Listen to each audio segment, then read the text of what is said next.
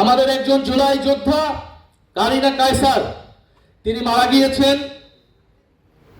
আমরা তার আত্মার মাগফিরাত কামনা করছি। জুলাই গণ অভ্যুত্থানে তার মতো অসংখ্য নারী এই ঢাকার রাজপথে, সারা বাংলাদেশের রাজপথে নেমে এসেছিলেন বাংলাদেশের জনগণের পক্ষে। তার মৃত্যুতে উল্লাস করছে,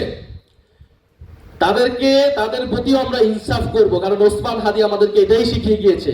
কিন্তু এই গণ উল্লাস কিন্তু আমরা মনে রাখছি এবং তাদেরকে বিচারের আওতায় আনতে হবে সারা দেশে এবং অনলাইনে। এই যে আওয়ামী লীগ, ফ্যাসিস্ট আওয়ামী লীগ সংগঠিত হচ্ছে, এটা সরকারের জায়গা থেকে যদি গ্রিন সিগন্যাল না থাকে তাহলে এটা সম্ভব নয়। আমরা জানি না ভারতের সাথে এই সমঝোতা করে এই সরকার ক্ষমতায় এসেছে কিনা।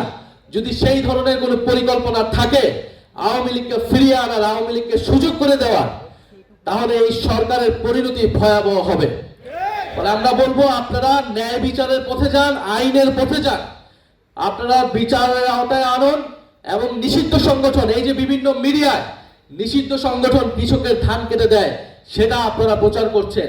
কৃষকের ন্যায্য মূল্য যারা দেয় নাই, কৃষকের সারের যারা লুটপাট করছে, যাদের দলীয় কর্মীরা বাংলাদেশের ব্যাংকের টাকা যারা লোপাট করেছে, তাদের পক্ষে যাদের এখন দরদ উতলে উঠছে, আর যে সকল মিডিয়া সেগুলো প্রচার করছে, বাংলাদেশের জনগণ কিন্তু সে সকল মিডিয়াকেও দেখছে।